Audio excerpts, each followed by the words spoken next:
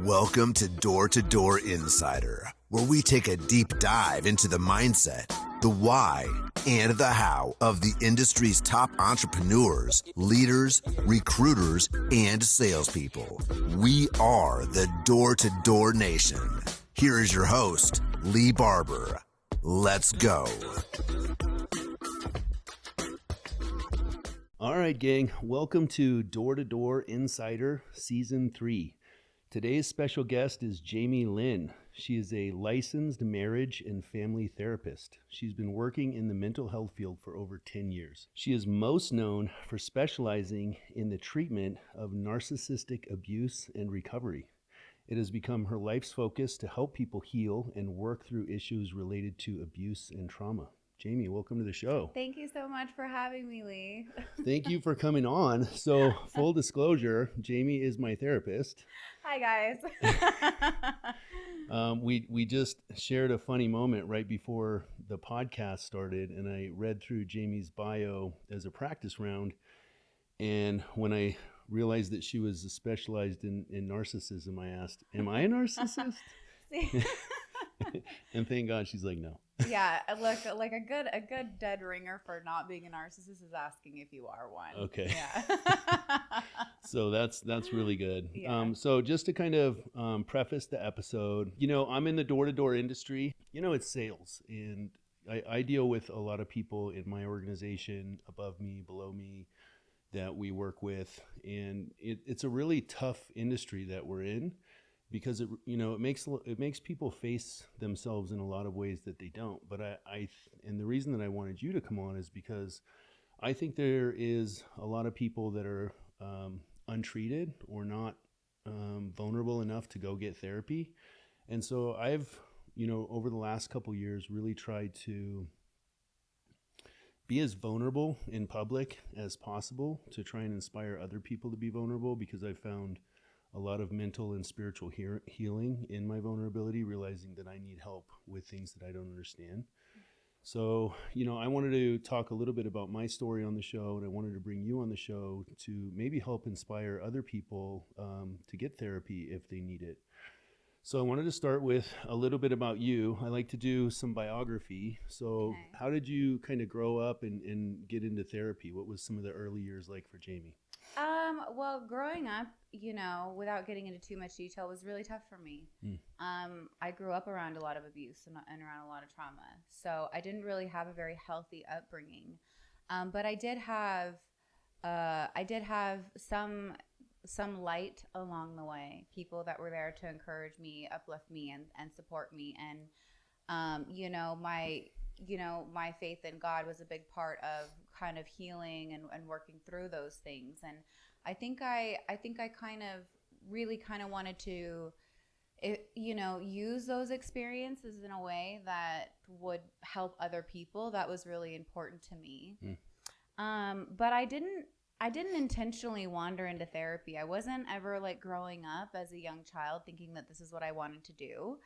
I wanted to dig up dinosaurs. That's really what I wanted to do when I was a kid. But I was in high school. It's a funny story how I actually started pursuing the mental health path. Okay. I was in high school, and you sit in rows in high school, right? Yep. And I had a teacher, and we had to do an iSearch paper, which is just a career search paper. And I had no idea what I wanted to do. So I looked at the girl in front of me, and she had psychologist down. And I said, "Well, that sounds good. I'll pick that." But then I actually started doing the research for the paper, and I was like, I think I'd be really good at that. And I was, and I stuck with it. And that's kind of what led me on that journey. So your journey started in high school. It did, yeah. When you're in a helping profession, I think people naturally gravitate towards you as a helper or healer. Mm-hmm. I always, even before I was pursuing that, I always found myself in a helping role. I always found myself as being around people, and people would just tell me things that they wouldn't be able to tell other people. And so I think that's part of the gift, and being where you are. So you started in high school, and then is there college necessary for this? Yes, so there's a lot of education behind what I had to do. So once you graduate from high school, I went right into college, and I got my bachelor's in psychology I also got a minor in criminology. I have special certification in trauma work, victim services, LGBTQ plus, all that stuff. I just kind of started adding things on and just kind of building my repertoire. After you graduate from college, then you have to get your master's, which is more specialized training. And so I got my master's in marriage and family therapy. And then after you do that, you need to get, you have to do like what they call like an interim, basically, where you're actually practicing. Mm-hmm. And you have to do 3,000 hours of like direct client therapy. There's other things that accumulate that 3,000 hours. And then you're eligible to take your test. Then you're eligible. You're eligible to take your test, and then, in California, which is where I initially was licensed, there's 2 tests. In Nevada, there's only 1.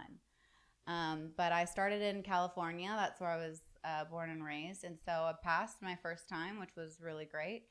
And then I moved to Nevada and had to do it all over again. Had to get licensed here as well because there's no reciprocity. It's pretty. That's a lot. It's a lot of school. I didn't realize that. I didn't realize all that. I didn't realize that much went into it. So, yeah, look at the big brain on Jamie.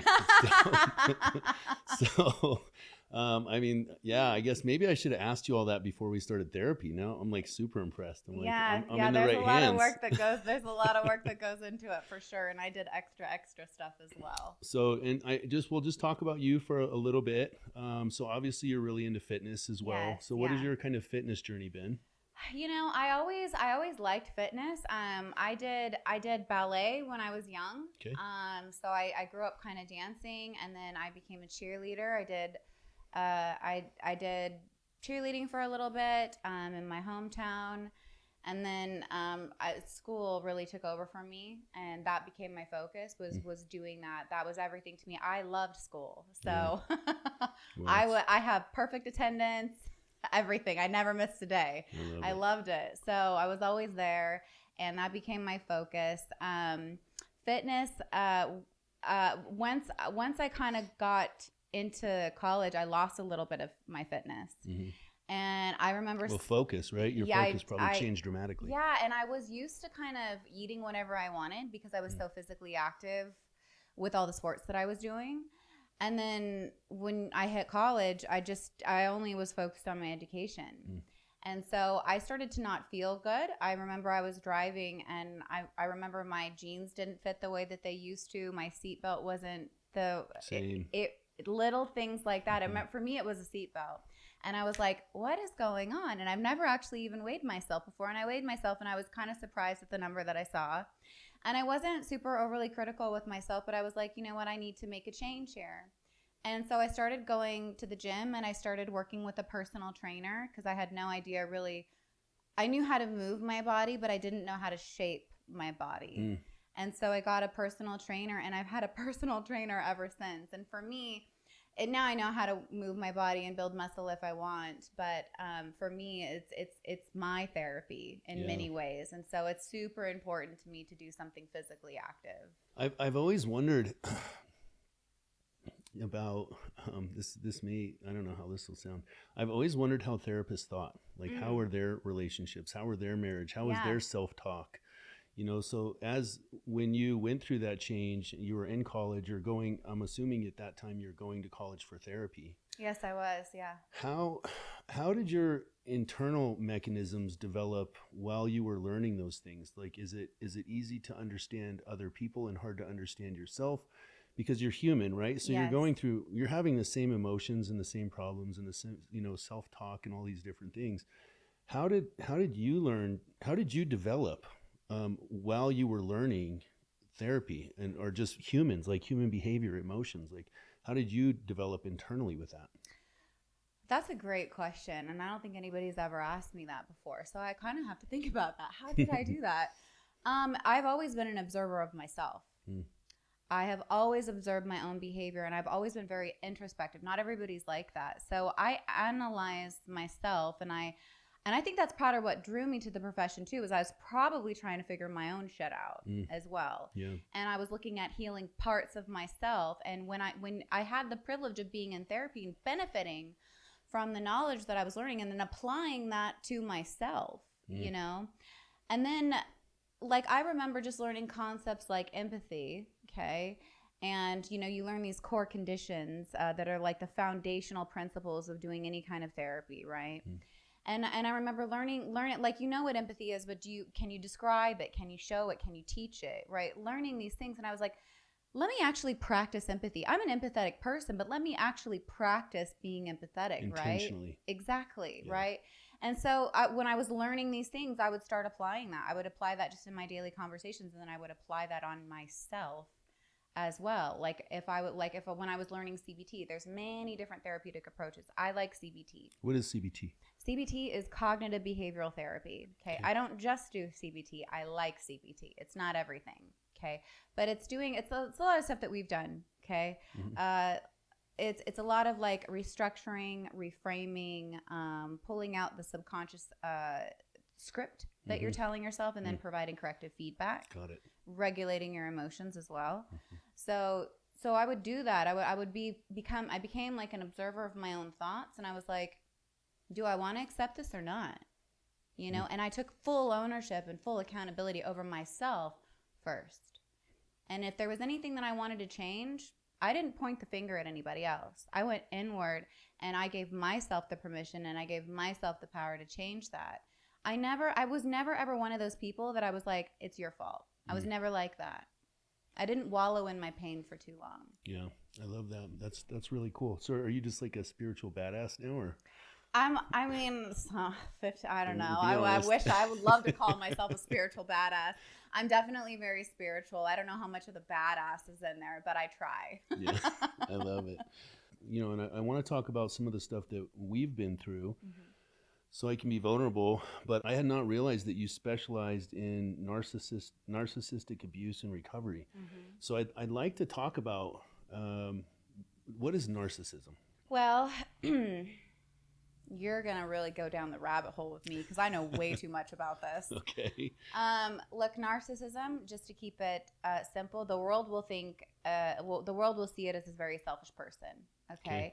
And that is, but narcissism, we have to kind of look at it like a spectrum. Okay. We all have narcissistic traits and tendencies. So we all have times where we're grandiose. We all have times where we have elevated self-esteem. We all have times that we might think that we're better than somebody else. But narcissists present these traits in a really like harmful way, and they have a sense of entitlement. They don't have much empathy and remorse for other people. Right? We can all have moments where we're like that, but that doesn't make us a narcissist. Right? So part of what I do is creating that separation in that space for somebody to, say, okay, this is what narcissists look like, and this is just somebody having a moment. Like, it's really important to have that conversation so people have knowledge, because anybody having a bad moment can see these traits and think that they're a narcissist. So that distinction is really important to make. And then there's a difference between an actual narcissist and then somebody with narcissistic personality disorder. Narcissist is not a diagnosis in the DSM. And for those of you that don't know, the DSM is the Diagnostical and Statistical Manual for Mental Disorders. That's our Bible. That's what we go off. So narcissism is an actual mental disorder? Narcissist personality disorder is a mental health disorder. Narcissists are not. Got it. Okay. So there is there is no narcissist in the DSM, at least not right now. Okay.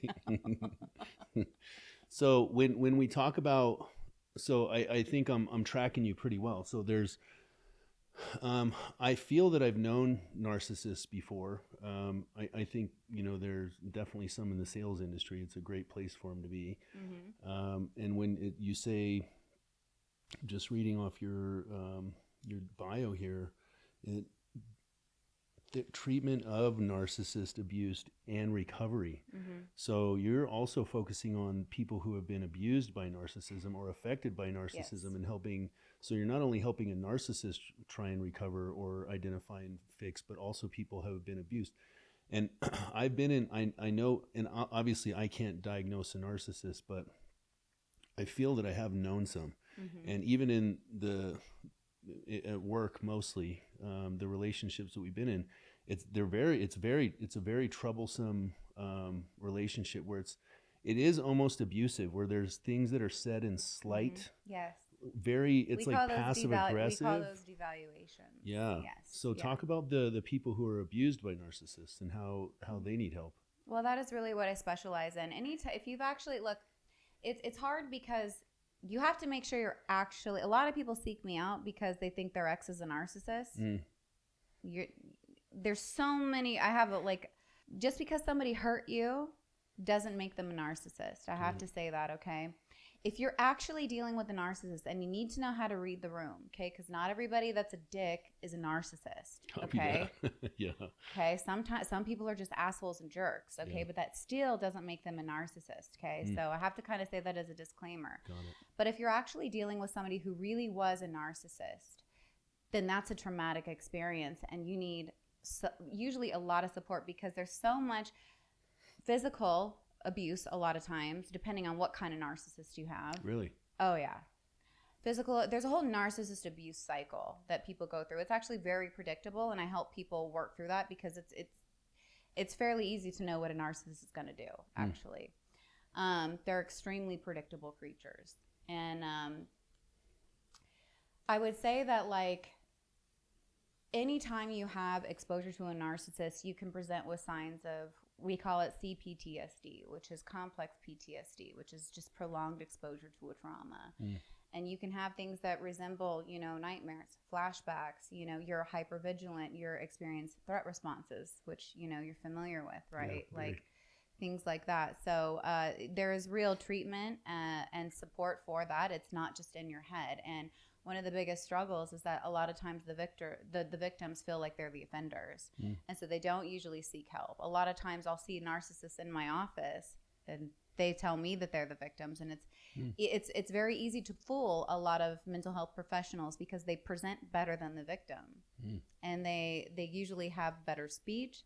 They're usually, if you have a victim narcissist, they're the wounded ones, right?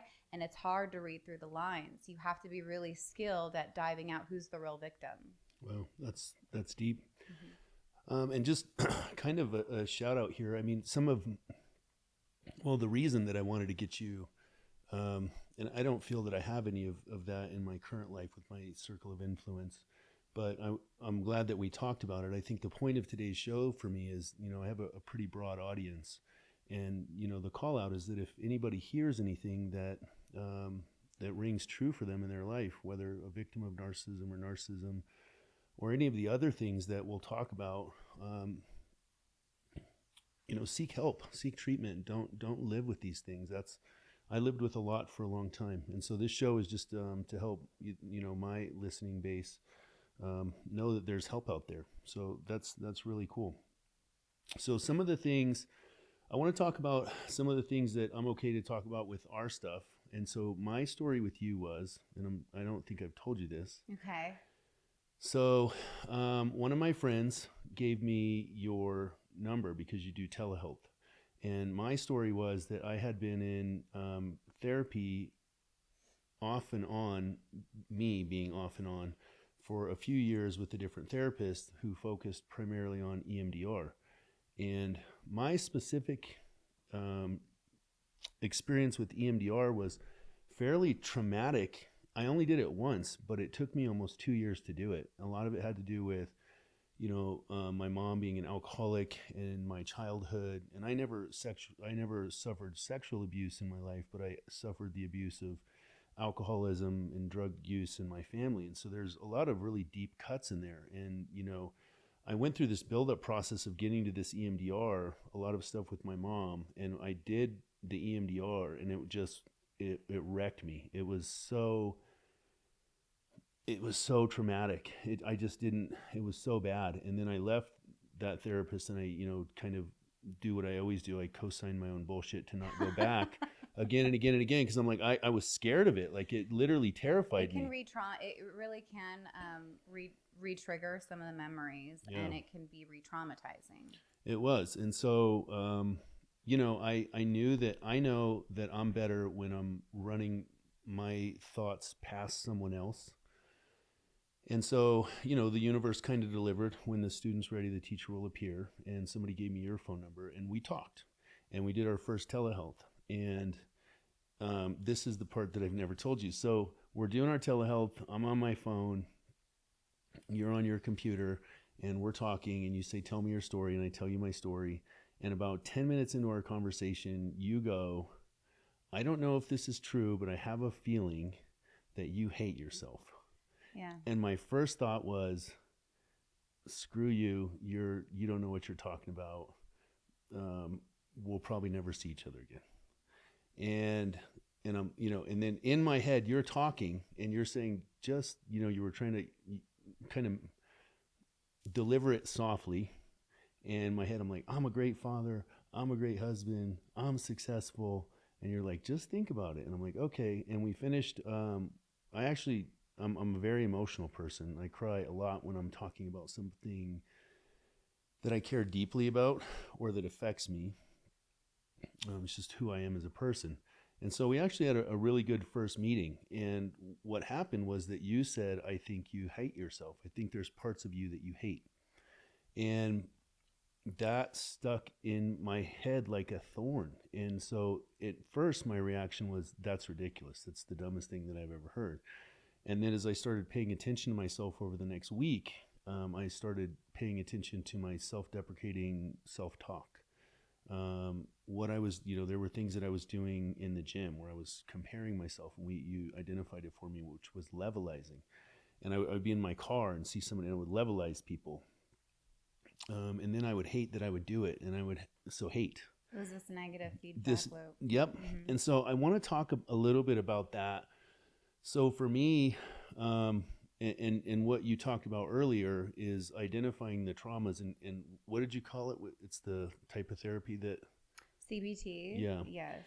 So, I mean, I didn't even know that's what we were doing, but that's what we're doing. What's helped me is, and I'll just talk a little bit about my experience with it. When you said that, the first thing that I noticed was that I would go to the gym and I would see other people in the gym that were more fit than me, and I would pick them apart. And it's something that I've almost always done.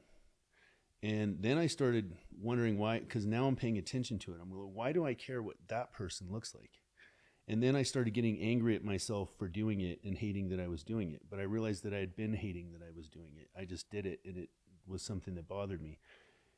And I had these thoughts about the way that I looked, my physique, and I would hate myself. Like if I wouldn't eat right the night before, I would wake up and I would hate myself and just like mentally destroy myself. And what you told me, and this is what I want you to talk about because I don't think it's unique to me, we can broaden it, but what you told me that I was doing was that I was levelizing people because, so what you said was that my logical mind understood my success as a father. My logical mind understood my success as a husband. My logical mind understood my success in business, meaning that my life is generally good. But my heart was not where my mind was. My heart was still tied to, my teenage years when I was obese or when I was a drug addict or when I was in prison. And I was trying to pull people down to that person who I actually feel that I am. Mm-hmm. And that was powerful for me because it was true. And I realized that I was doing it. And when we started talking about my history and my past and helping me kind of understand some of those tiebacks, and again, like narcissism, I don't know if this is something anyone else, but I feel like through our conversation here, we'll probably ring on things that most people do at some point in some way. Mm-hmm. So I just wanted you to kind of talk on that and how those triggers and things happen in people and what levelizing is and like why a heart and logic are not tied. Well, okay. And thank you for sharing that because I think it's really hard to come on a platform like this and be that open and that vulnerable with what you've been through because I know that's incredibly challenging. And I also think being a man makes it harder. I really do because I think culturally it really doesn't permit you guys to do that in a way that's non-judgmental, so I think it takes a lot of strength for you to share that too. So one of the things that I'm just going to use you, if I could share a little bit about what we've gone through. Yeah, for sure. Okay. So one great thing about Lee is that he's very open and he's very transparent. And he really does take a look at things when you point it out, even if he doesn't like it. Yeah. He'll think about it. I will. Which is great. Okay. So what I saw him doing was a technique called leveling. Okay. And leveling is just really this. It is saying we like to be equal with people in power wise. Okay. We want to be a match. So what we'll do is if we see and we do this subconsciously. This is not something that we consciously do. Okay. This is going on under the radar a lot of times until we bring it to the surface. Okay. So what we'll do is let's just say, let's use what Lee was doing, for example. He goes to the gym and he sees somebody that looks better than him. Well, that puts that person up here. So what Lee had to do was bump them down to his level so he feels emotionally regulated. Okay? So you can bump somebody down or you can bump yourself up to where you see them. Okay? So you can also do this. Let's say he sees a guy that's super fit, He can bump them down to where he sees himself, or he can bump himself up to where he sees that person. Well, my muscles are bigger, or I've got better calves than this guy. So now he's still the equal, right? So that's how leveling works. And we just do that as a way to regulate our emotions. You're using that as a cope. Okay. Something is happening with you that caused you internal distress, but you're not aware of it. So your brain comes in, does this and say, you feel better now? Okay. And that's what your brain will do. And people will do that with leveling. They will do that with drugs or alcohol. They will do that with women. They do that with shopping. Okay. We're constantly doing things to manage our emotions instead of actually managing our emotions and healing and working through them. Yeah. So that's one of the big things that I think that we worked on, and it's really a self-esteem issue at its core. It's interesting because we're just sitting here talking about this, and I'm thinking about work because I have people that I work with, and it's so weird. I don't do it at work. The weird thing is I don't know what it is. Well, I guess I do. It has to do with my physical body, my traumas from being obese when I was a young, 12, 13 years old. At work, I really admire people. I've done, and I'm around people who are doing really amazing things, and I'm always just trying to like copy them, and I admire them. But I also see people who don't do that at work and who kind of cross compare themselves, and I see that kind of levelizing at work as well. But here's the key. Okay, you're not threatened in that department. You're only threatened physically. Okay, you don't need. See, there's no need to emotionally regulate yourself at work. There's no threat for you at work. I said it was a self-esteem issue. Well, you don't have low self-esteem at work. You have low self-esteem physically. Yeah. Okay, which is why that defense mechanism comes into play. It's to regulate you there. Now, you've disclosed, okay, that you've had some struggle with your weight. You have some emotional trauma around how you physically looked, okay? That is deep-rooted. See, our brain has memory, but your heart has memory too. And you might know better, but that doesn't mean you actually know better. Your heart is hardwired in an emotion that is different from what you know, okay? That is like... So that's why it's so important to be able to, it's not enough to just know better. You have to know how to actually like regulate your nervous system. Change it. Absolutely. Yeah. How to work with the chemicals that are going on in your body. And that's what I help people do. That's what we've been working on together, right? Is to kind of marry those two things. But look, we all have areas in our life where we're vulnerable. How you look is going to be one of your vulnerabilities based on your past like experiences and trauma. Okay. But at work, you're cool. No need to level. Yeah. So if I'm hearing you right, like a way to identify if you are leveling, whether it's at work or with your weight, and you're okay, and because now we hadn't talked about that, and it's kind of a revelation for me, seeing that is very specific in that, because that's where I lack self-esteem, and that's an internal issue that I have to work on, and so if you're experiencing that in work, that's an area that you need to work on, and I think this is. Again, not to say it over and over, but if these things are things that you feel that are going on in your life, like the biggest growth and change for me has been through therapy over the years, even with my last therapist, who I love and respect, I learned a lot in like understanding these things about ourselves, even this, because I would do these things and unconsciously, and they hurt. It's a hurt because it's I'm there in a place where, and I'll just talk about the gym for a minute. I love it. I'm in there. I love it. It's my, I focus. it's kind of my church. I get my emotions out, my aggressions out. I enjoy the physicality of it. I love it. And there, in that place that I love, I'm finding something to not love, and it affects me. So I think if you're going through that in the gym or at work or anywhere, like, identify those things and kind of work through them. Mm-hmm. Some of the other stuff, and we won't go too deep into it, but relationships. So I know that you do marriage therapy, and one of the we just had a session, and I was talking about my marriage a little bit, and it was interesting. And I think that marriage is probably the most work, but the most rewarding, Mm-hmm. in my opinion. I've, like, for Misty, for me, is like, I don't want to get emotional, but she's just amazing. When I think about what more would I want, a business partner, a friend, a mother. She's so loyal. She has so much respect. She's just, she's not almost, she's like loyal beyond. She's just such a, but even in that, I can go in and start picking stuff apart. Like, let me find something. And, one of the things that you helped me become aware of just this week was, I will find myself talking about the things that she's doing. And you're like, okay, well, that's her work and she's not in the room, so we can't fix that. But this is your work.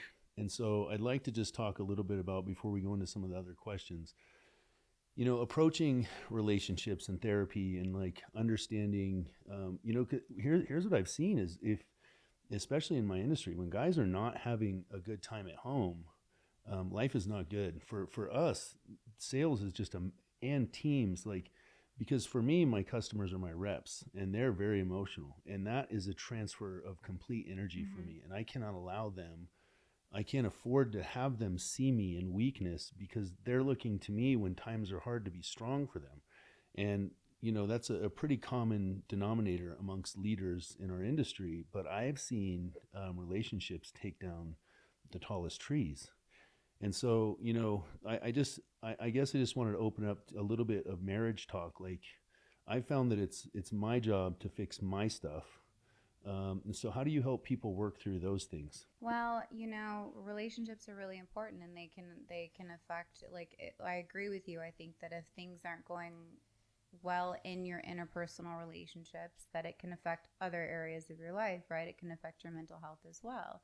I work with a lot of I work with a lot of professional men, right? And relationship is always something that comes up. And I can tell you this, like, if there is chaos in the home, it tends to affect their work negatively. I'm not sure exactly like how you want me to answer this. Like, is there something specific about the relationship that you want to cover, or like advice, or? Well, yeah, I guess just the sense of like, for me, it's trying to change what I'm doing. Mm-hmm. And, I guess the call out is, for me, has always been it's easy for me to focus on what Misty's doing, and harder for me to focus on what I'm doing. And so on approach, like, if, I guess, just helping somebody identify, like, if something's going on, how do you get help with that? Like, well, that's a very deep question, actually, because there's so many layers to that. Okay. I'm going to give you a cookie cutter answer, but if I was actually going to see somebody individually, I'd pick it this way more. Yeah. Okay. Focus on what you can control. Do that. Focus on what you can control. It's very easy to point the finger at the other person. And let's say you have a toxic partner. Okay. You can make a decision about that over a period of time, how you want to do that, but you can only control your response, right? You can control, you can't control necessarily somebody coming at you, but you can control your level of engagement.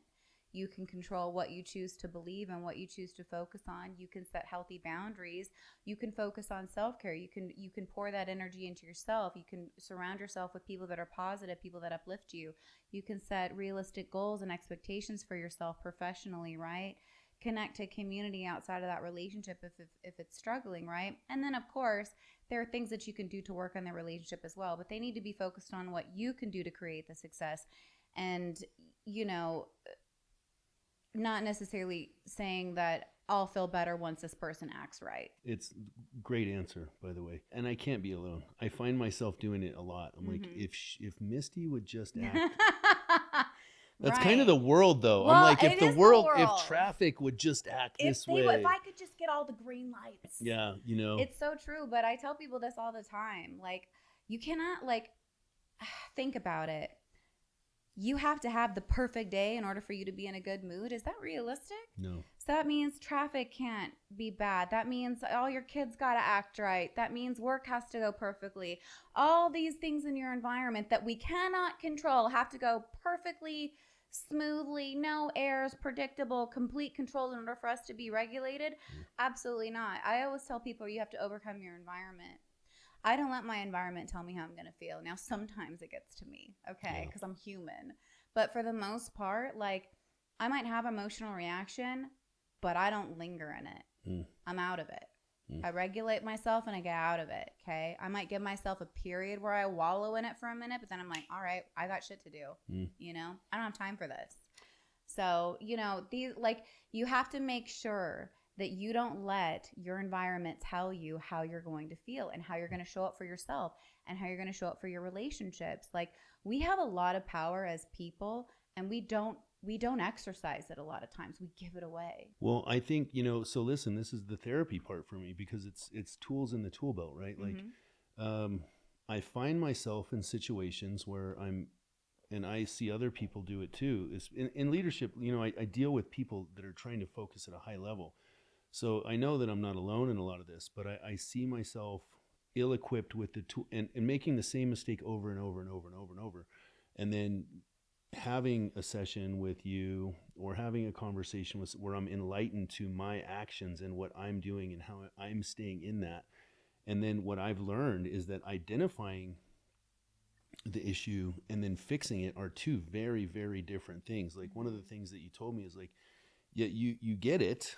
Like, you're aware of it, but being aware of something and changing something are two completely different things. So like, having the tools in your tool belt, it's a learned behavior, because what I see is people just get into this and it's the same. I'll speak just for me. I will make the same mistake 100 times in the same type of environment or situation, at work or in my marriage or in friendships, where it's like the way that I'm reacting or interacting in that and how I'm seeing and feeling, I'm doing the same things over and over and over and not always liking it, and a lot of times regretting it because I will say or do or act negatively. And especially like the cortisol levels and the hormones inside my body, I can go into a day or 2-day dark cloud situation. And it's because what I've learned is I don't have the tools in my tool belt to go in and manage that part of my emotion or my psyche or how I'm reacting or how I'm interacting in those moments. So it's not only that too, like, a lot of people do know, and a lot of people do have the tools. Like, I have people all the time that come to me and they're like, well, I need help. Let's just say I need help with my anger, blah, blah, blah, blah, blah. Okay. And they're like, I just want to learn how to cope. And part of this is an assessment thing that I'm trying to gauge with them by asking a question like that. And I was like, well, you know how to cope. They go, give me some coping skills. And they'll list some coping skills, and I go, we'll do that. Okay? It's people aren't actually applying what they know. That's the difference, okay? The fact of the matter is that a lot of people are addicted to their negative emotions. I am. Okay. I am. A lot of people are married to their pain and they don't want to give it up. And if you want to have it, by all means, you can have it. But if you want to drop it, come see me. Mic drop. I suffer from that. I do. It's I've had, you're the second therapist you've talked to me about, like, you're addicted to that. And I am. Like, I'll notice, man, is it true? Yeah. It's like, I understand the coping skills, but I do sometimes, and if I'm just 100% honest, it is an addiction. It's like an addiction to the hormone, the anger, the thing, Yeah. the thought process. It's like, it's not all on you. Okay. There is a biochemical release that happens when you're angry, when you're happy. You get dopamine hits when you're angry. You still get this rush of adrenaline. Like these things are addictive. And if you rehearse that mentally, you're also rehearsing it emotionally as well. And then let's just say, you know, you wake up one day and then you don't have that. Your body is going to crave for that hit. Now, that doesn't mean that it's healthy, but heroin ain't healthy. yeah. Can you still crave it though? Yeah. I literally go through that, and it's aware. I'm becoming more and more aware of it. I went through a period where I would I would start, and it's a lot when I'm driving or when I'm by myself. I'll start in on something, and once I start in on it, it's just that negative feeling, and like I am aware now that I am addicted to it, and it, like any addiction, becoming aware of it and then actively working to transform it. Yeah. And you know, it's not like quitting cigarettes, because it's me inside my head. It's not a physical addiction of like cigarettes or gambling or something or heroin. It's like, it's me inside my head addicted to anger and frustration. That was dope. So I have some questions that I've asked some of the leaders on different teams, and some of the stuff that I've written down. So one of the things that I went through was external validation. I spent a lot of money on it.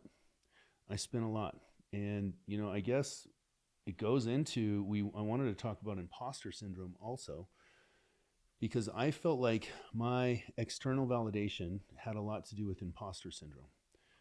You know, I was, you know, my childhood wasn't great. There were times when we were homeless, we were poor, we were on drugs, you know, and then I was in prison.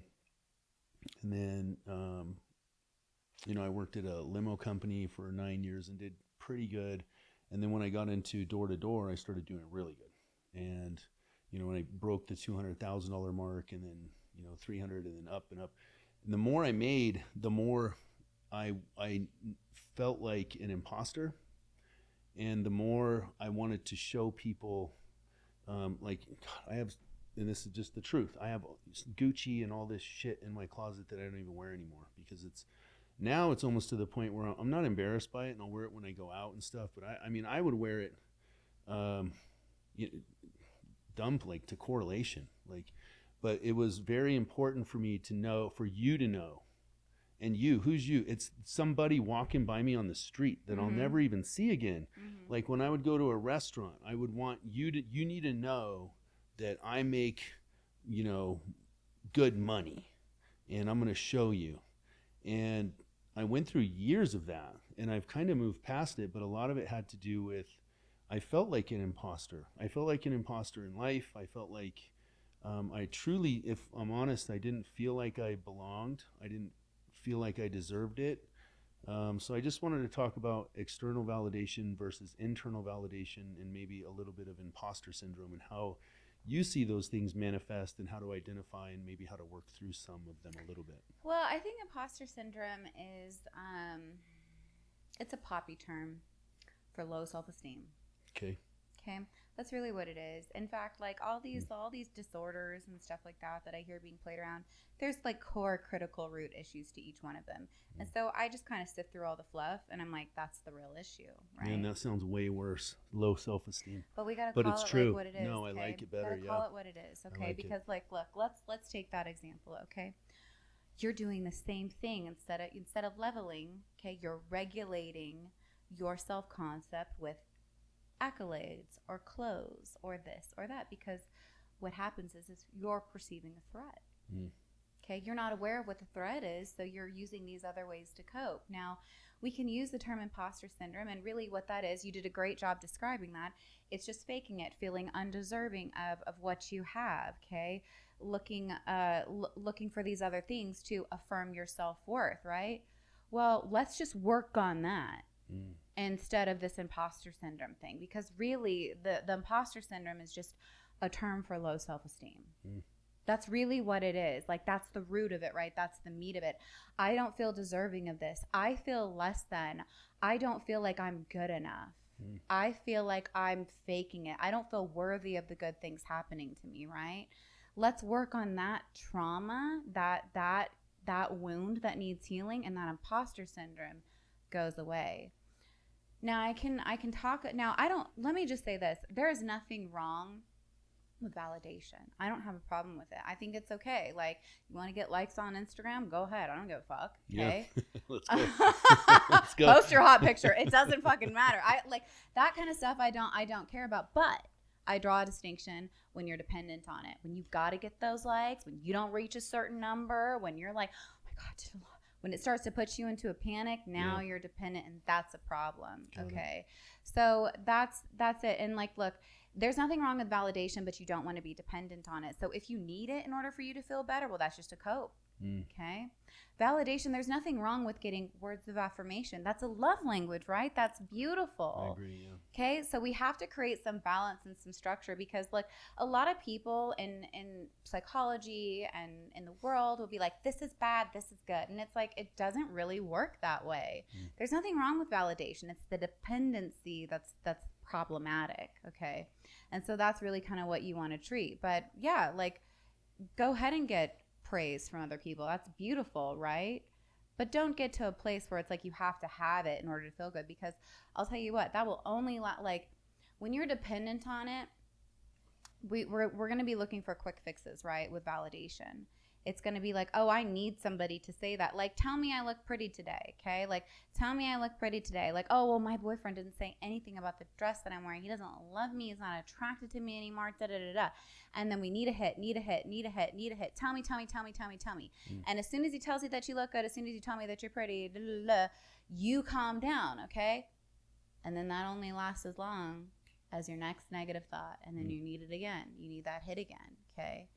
So it's like, that's where it becomes really problematic in relationships. That you know, it's not good for your mental health, and it's not good for your relationship either. I love that. I've never heard it. You instantly just gave me a paradigm shift, because I think, you know, we hear this. I was just at dinner the other night, and one of my, you know, almost everyone that I work with are good friends of mine.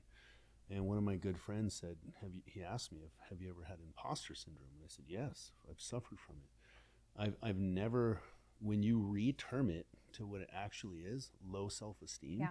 So if we rephrase that question, he would have asked, have you ever had low self-esteem issues? Look, I do that all the time with people. Powerful. I know. And that's why I do it. Like, reframing is so important, because it takes the fluff out of it. Okay. Like, I did that with you on day one. I said, I don't, you know, with the self-hate thing, I had to get rid of all the fluff and say, here it is. Yeah. Here's what's really going on, right? Like, if we don't unmask the truth, then what are we actually treating? Yeah. Well, because my next question instantly, when I say I have low self-esteem, it's from what? And how do I fix it? When I say I have imposter syndrome, you literally just changed my paradigm.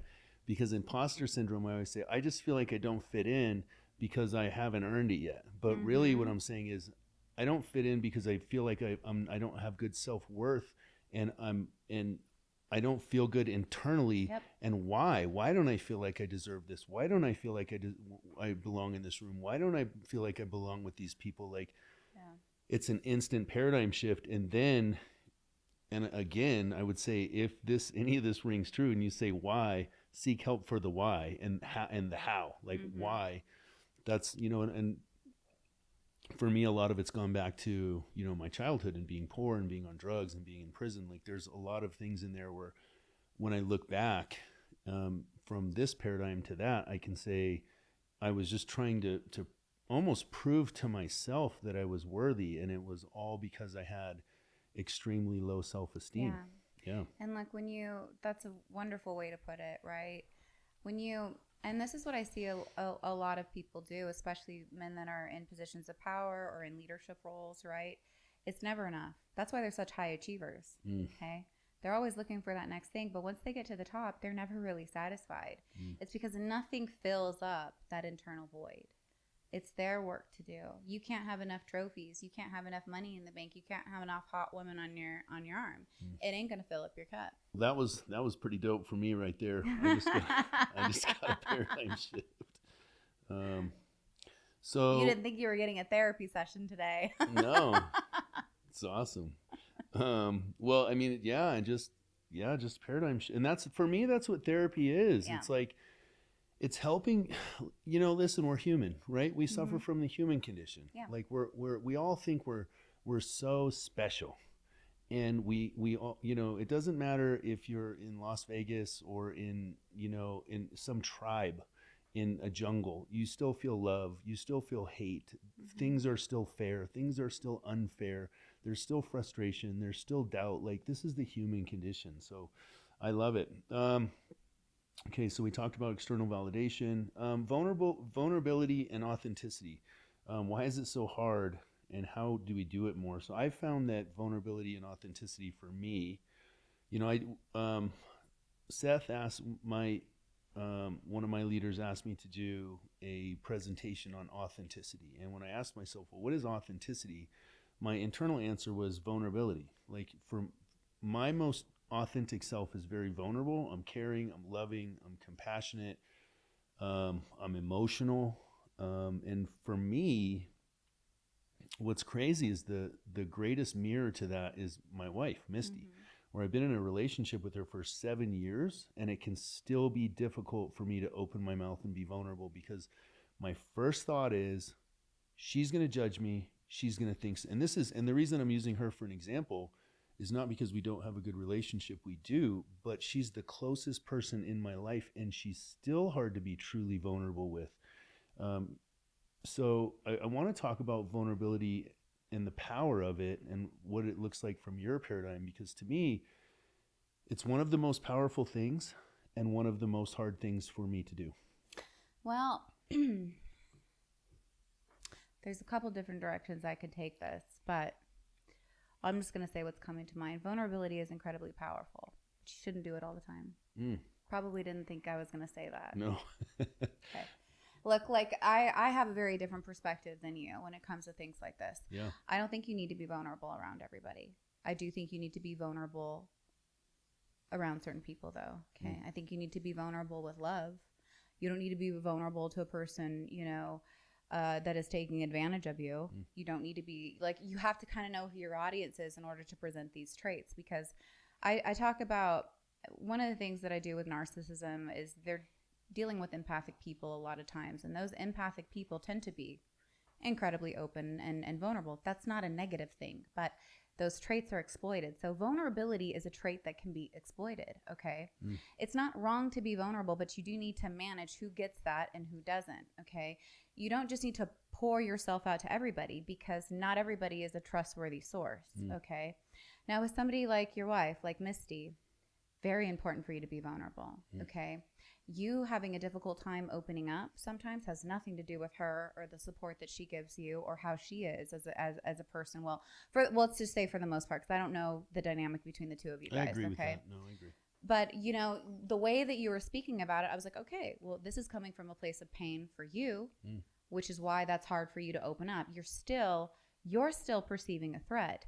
And that makes a lot of sense, because in close personal relationships with the ones that we love the most, they're the ones that can hurt us the most. So if we're vulnerable, man, that would, if something happened, she could rip your heart out. So it's hard for you to be vulnerable there because you have more to lose, right? We tend to think that, we'll be safer around our parents or people that we can trust because just of the authority that they have in our lives. Those are the ones that we get the most wounded by, though. And so it typically is harder to be vulnerable around our intimate partners, around parents, siblings. They know the most about us, And just another paradigm shift. It's crazy because I can get up in front of correlation or training or a group of people and be very vulnerable. And with Misty, it can be difficult, it can be difficult because of the fear of those exact things. It's crazy. And I think it does come from pain. I mean, when you're saying it comes from pain, self-doubt, worry, insecurities, rejection. What is she going to say? What is she, and it's, 7 years later with an amazingly loyal woman, but it's still there. But it's crazy. Time doesn't have anything to do with it. Okay. It's what you do with the time. Okay. You can heal from something pretty quickly, or it can, I know people that are mad about something that happened to them 10 years ago and they're still just as mad about it because they had to maintain that emotional addiction to anger or whatever else it is. Right. And they reinforced that for the last 10 years. They didn't use that time to heal from it. They didn't use that time to let go of that. They didn't use that time to forgive. They used it to reinforce their addiction to anger. Now, did they do that consciously? Most people don't. Yeah. Okay. But that's what happens. When you just said that, I thought that's exactly what I've done. It's just because I'm the same. It's what you have to change. It's the time. When they say, I hate it when I hear this, it's like one of my pet peeves. Time heals all wounds. The fuck it does. No, it fucking doesn't. No, it doesn't. Can I cuss on here, Lee? Yeah, you can say whatever the fuck you want. They're like, what kind of therapist is she? She's the real kind. I love it. Well, no, because I still have pain and things from my childhood. Exactly. Time doesn't heal all wounds. It doesn't, right?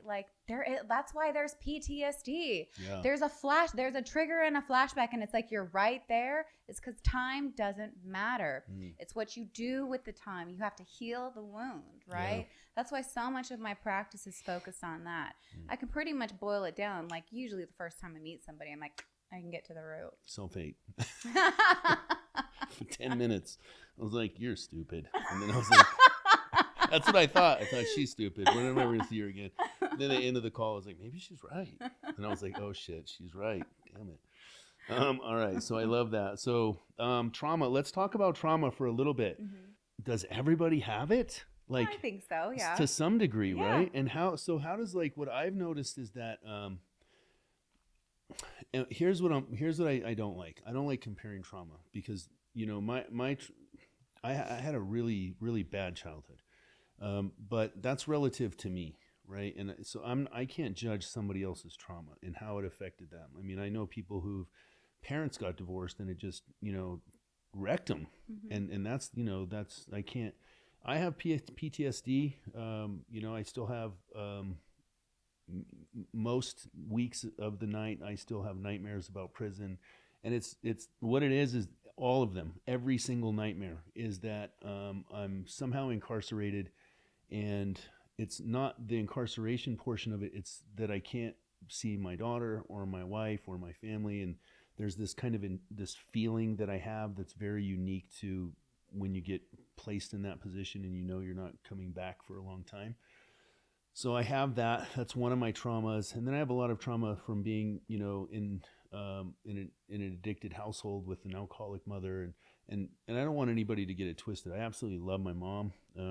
She was wonky, right? She was an alcoholic, and she suffered from that, and she just never got treatment or understood it, and I was just subject to that. But she loved me, in the best way that she could. And when I look back, I don't blame her for these things. Could she have gotten recovery? She could have, but she didn't. And, it's past. But there's still a lot of trauma in there. And so, one of the things that I worked through and I realized with my last therapist was I was having these triggers. And he's like, when was the first time you thought that?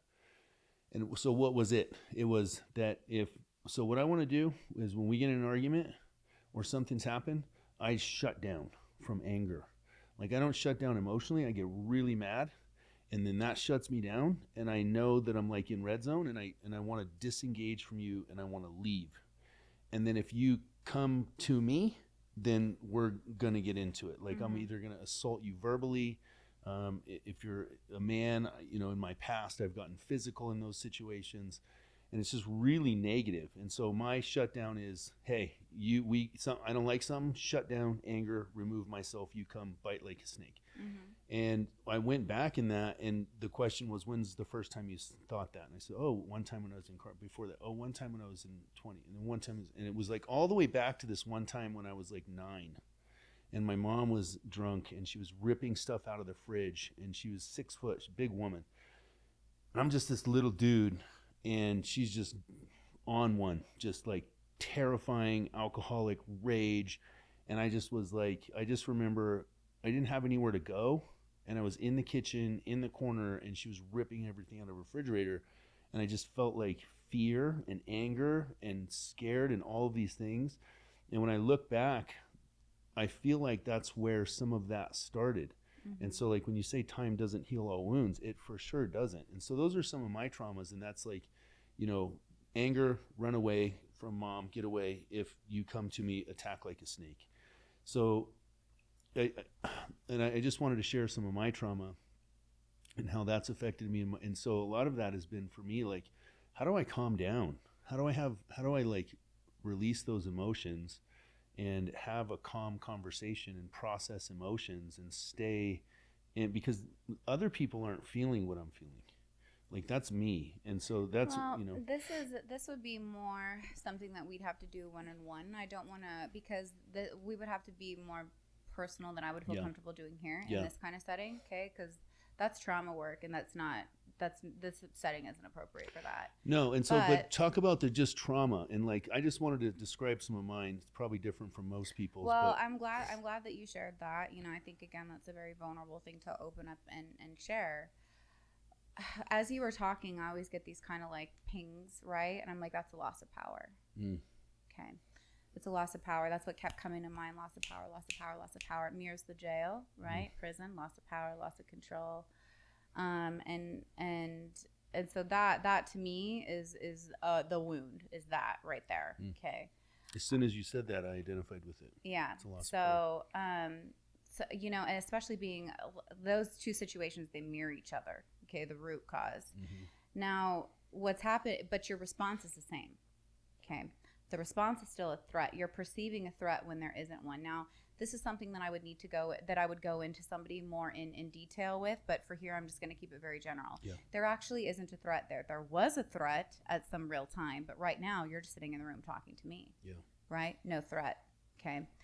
But yet your body starts releasing those chemicals. Your body starts to become hypervigilant. You know, your body starts to become tense, and you're like ready to go again, right? Yeah. It starts gearing up, and all you did was talk about it, right? That's trauma. Okay. Those are things that we want to go into, and we want to do some cognitive restructuring, and we have to do some emotional rewiring as well. That is something that you need to do with a licensed professional. Okay. Yeah. It's not something that I'm going to give too much feedback on here, because it's not responsible for me to do that. Yeah, I vibe with that. I just wanted to shout out, like, I feel that a lot of people have it, and that they act within it in their daily lives. And I'm not obviously qualified to, but I can see it when I can see it when I'm doing it, and I can also see it when other people are doing it. And it's just a call out, like, if you're going through that, seek help. So what time was our hard stop? 2:45? 12:45, 12:45, sorry. 2:45. Yeah. 3 hours. So transactional relationships, I do want to talk about that. And so I notice I do have, I go back and forth with this, because, you know, I have love for most of the people that I work with, but it's still a transactional relationship in the sense that there's still money. It's weird. I don't really have, I'm trying to think if I have friends that aren't in the door-to-door industry. I don't have very many. And so there's still transactional relationships. And I've tried to identify, like, what is a transactional relationship? And is it healthy? Is it unhealthy? It depends. Okay. It depends. Yeah. I actually just did this on mine. I talked about this. Yeah. What is your podcast? It's not out yet. But my podcast. We can plug it. Yeah, we can. Let's plug it.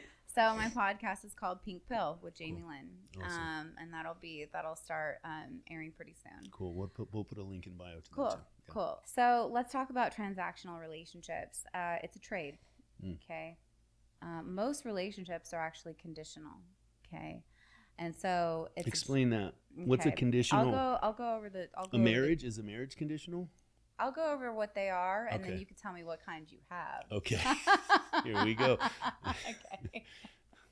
So a transactional relationship is an exchange. Okay. It's I see a lot of male dating advice talking about transactional relationships, and it's toxic as fuck. You'll never find love if you do that. Okay.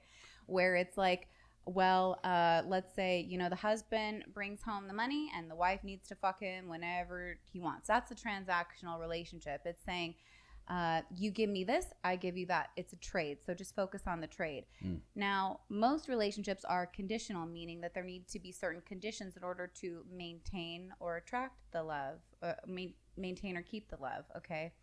That means the conditions could be, well, don't cheat on me. That could be a condition. That means realistic. That could be, don't abuse me. Okay. Yeah. That could mean I want, physical affection and love. And these are conditions of a relationship, right? Words of affirmation. Yes. Like these are love language. These are conditions that maintain the relationship. So it's a trust. When you think of transactional relationships, I want you to think trade. I'm trading something. We're exchanging something. Got it. And then when you think of conditional, I want you to think these conditions need to be maintained in order to keep the relationship. Okay. The other one is just trade this or else you don't get me. Okay. The other one is I am here. I want to be part of this. Okay. But these need to be made, like, don't abuse me and I'll stay. Kind of conditions, right? Healthy, like things like that. The foundation's very different. Okay. There's way more substance with these kinds of relationships than there are, transactional relationships. So now I do see some relationships that are just completely transactional. Like let's look at prostitution. Okay, that's a transactional relationship. Yeah. Okay, I see men like Fresh and Fit giving dating advice to men. That's a transactional relationship. It's not healthy. Okay, and then we look at most marriages, and these tend to be conditional relationships. Right now, there's nothing wrong with that. Okay, but the conditions might not work for everybody, and if that's the case, then you either play the game or you don't. I love that. Another paradigm shift. So I've never heard the term conditional relationship, and so I can tell you that all of my relationships are conditional. I don't have any. As soon as you had given me that example, I was like, this is not a transactional relationship. They're conditions. Okay? Yeah, they are. Even with the people that I work with above and below me, there are conditions that I have with them because I do love them.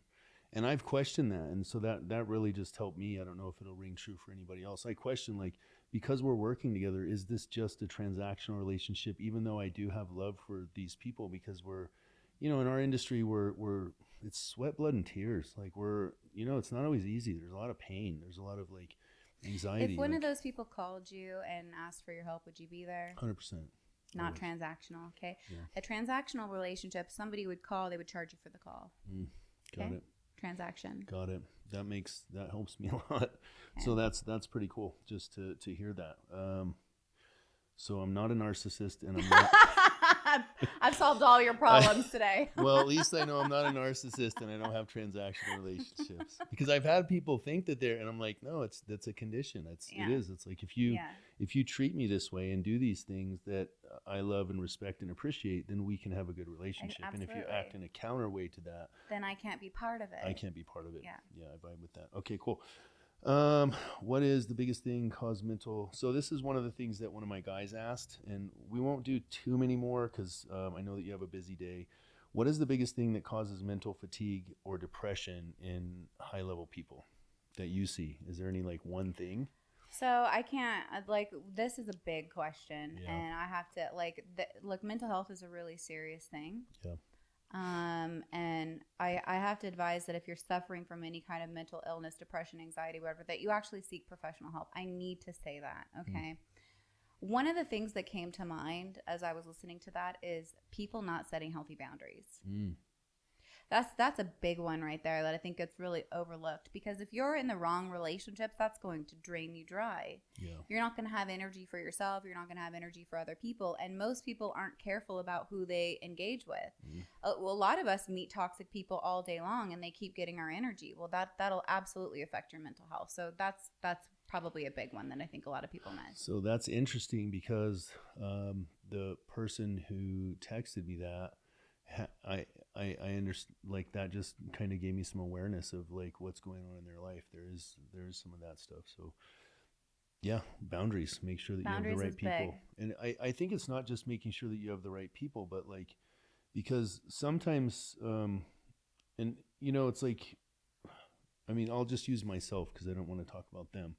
Sometimes, my boundaries with Misty get crossed because we're so intermingled with work and everything. And I can get fatigue and depression from that because we as much as we love each other, we can overburden ourselves with the stresses of finances and work, and there are so many transactions going on with finances and money and corporate and our teams, and it's like, yeah, when we don't have because we're, listen, for me and her, we wake up together, we sleep together, we wake up together, we go to work together, we're in the same office together, we're in the same meetings together, we do everything together. So sometimes those boundaries for us, and they can be depressing for me personally, because I will take on her weight, and then those are the times when I'm thinking, like, if you would just be more positive, I would be happy. So I can really see how that what you just said affects it. All right, so a couple more. We talked about imposter syndrome. How do you separate your? Okay, this is a good one. How do you separate your sense of self-worth from work? And so what I see, and I'll back this up a little bit, is we have a lot of performers, high performers and low performers. And low performers will think they're worthless because they're not performing in comparison. We have leaderboards. Door-to-door is a lot like a sport, right? And so if you're on the top, you're a badass. And if you're on the bottom, you suck, right? That's what your mind is telling. And I've had conversations with people who are high performers, and they get into those kind of lulls. And I'm like, you have to stop. My advice to them is, like, I always want to let them know that I still love them. Like, hey, I don't value you on how many deals you're putting in, but they see, and I still do. I do it, right? Corporate was just down here, the C-level team, and they're just loving on me. I won this competition, and they took me to massage and all this stuff. And the whole time I'm thinking, they probably don't think I'm doing enough, right? So it's even me, right? It's this, and what is it? It's probably my self-worth after talking to you. So how do you, It's all the same stuff. It's the same stuff. But So how do you separate yourself from your identity at work as being a high performing individual or a high net worth, like meaning you produce revenue, from like who you are as a human being, and still interact with that when you're not performing at your top? I think men struggle with this more than women. Okay, because men tend to identify themselves by what they do, and women tend to identify themselves by their role in the home. Well, I'm a mother, I'm a this, I'm a wife, I'm a sister, right? And a guy's like, well, I work at this, right? So part of it is just kind of how we see our lens. But you said something, you're like, I have low performers in comparison to high performers, and I was like, comparison. Comparison is a big thing, right? When we're comparing ourselves to other people, we're usually having a negative self-script, okay? That I think is kind of adding to this struggle in how we perform, and it's a struggle with our identity. Like, look, the root of this is still like it's still a usually low self-worth, and you need to perform really, really well in order to feel good about yourselves. But even people that perform really, really well still need more. Okay, again, it's a root need that needs healing. That's the real gist of it, okay? But if you want some practical tools, stop comparing yourself to other people. You need to have something outside of what you do, okay? So build up your interpersonal relationships, build up your sense of self-worth like, what do you do well? Okay, outside of performing, like, are you a good father?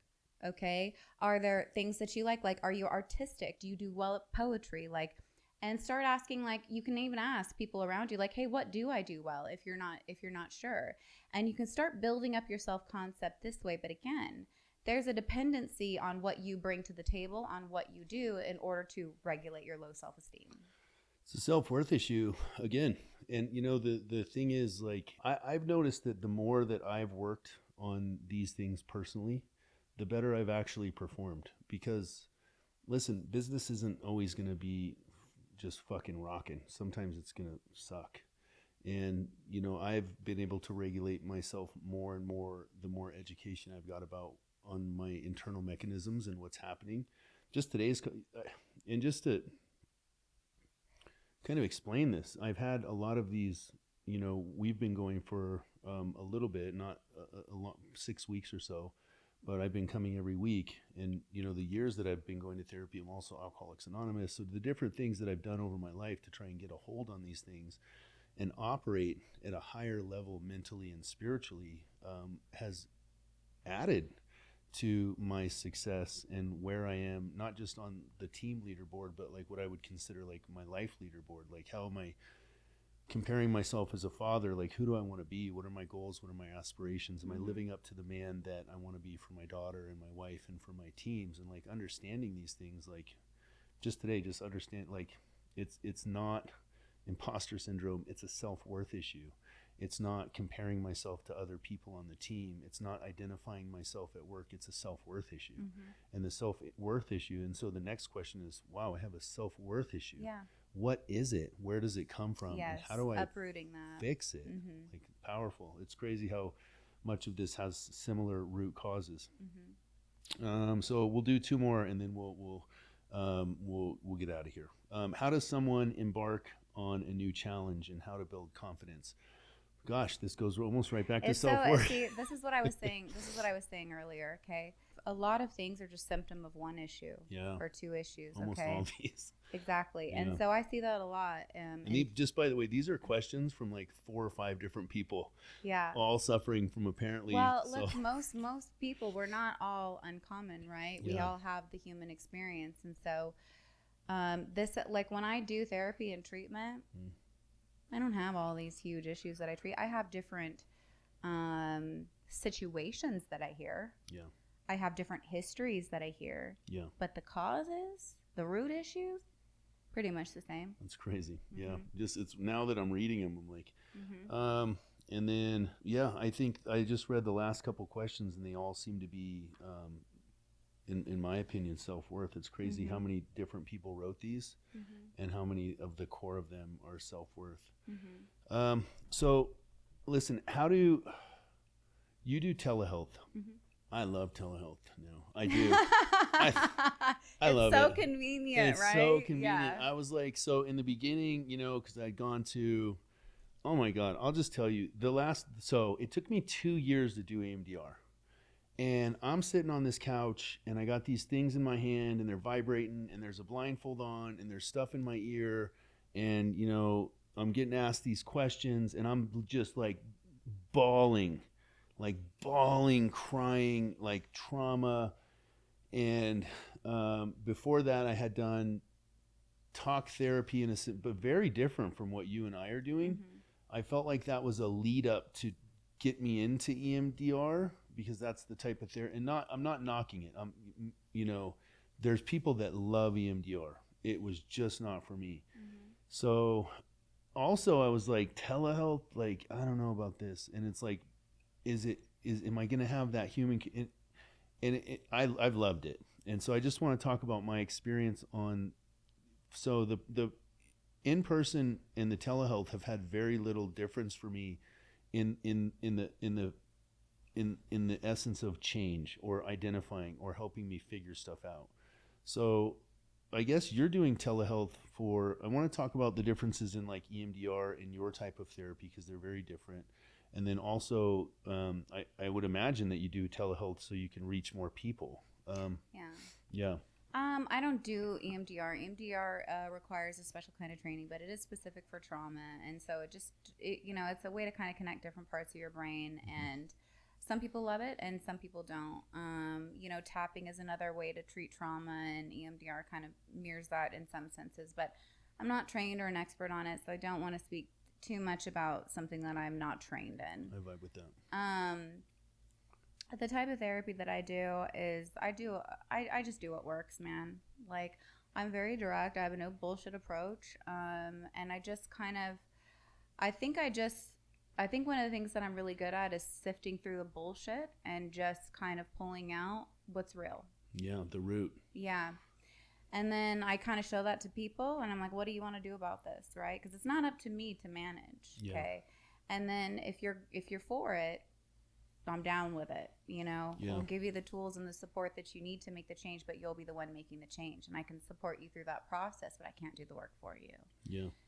And so I do a lot of cognitive reframing, a lot of cognitive restructuring, but I also deal with a lot of trauma. I have many certifications in trauma specifically. And so I'm really good at helping people regulate their nervous system and matching the emotion to what your brain is actually telling it, which I think is a component that gets missed. I think one of the big things that I've seen in therapy, I've done therapy myself actually for many years. And when I did do therapy, I remember feeling frustrated by the process. I loved my therapist. She was amazing. But I remember I had all this awareness, and I was like, now what? What do I do with all this shit now? Now I'm just aware of why I'm mad. Now I just know. Yeah. Now I'm just aware of why this happened. Which can piss you off even more.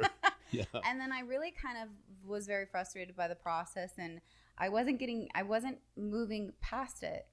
I was just I was just fucking aware. That's where I was. Yeah. And I was like, this is not enough for me. Yeah. You know? And so after that, I stopped going, and I was like, this is no longer helpful for me, because I think there are a lot of very well-intended, very great therapists, but what I have found is you get all this supportive reflection and no feedback. Yes. You know? And I'm like, I don't need somebody to tell me that sucks. Yeah. I know it sucks. Yeah. I don't need to hear that. Tell me how I can feel better. So I can speak from a patient perspective, and I understand why if you don't have the, you don't do EMDR, so you don't want to speak on it. For me, it was like a lot of like, you have trauma. Let's go back there. And I'm like, okay, we're there. This fucking sucks. Yeah. I hate being here. And then like, okay, bye. And I'm like, yeah, just the stuff that we've done over the last 6 weeks has, God, just the leveling, just understanding that my logical mind and my heart are in two different places, and I'm trying to pull people down. Like that helped me regain confidence in areas that just because I identified it and I could see like, oh, this is why I'm doing it. This is what's happening when I'm doing it. And then when I started to do it, I've almost completely stopped. Yeah. I don't know if it's possible to ever completely stop, but I have triggers in my mind. And then one of the things that you said to me was like, and I would say, and I did it again. And I went in there and I picked the guy apart and I was like, I hate it. And you're like, there, stop. You hate it. That's you're hating. And I'm like, oh, so I stopped doing that. But you would help me identify the things that I was doing, and slowly. And so I would do it. And then I would go, don't do that. And then I would start to, and I would, don't self-deprecate. Why are you doing it? And then observe it, right? Observe You've got to it. become the observer instead of, what you were doing was a lot of judgment, right? Yep.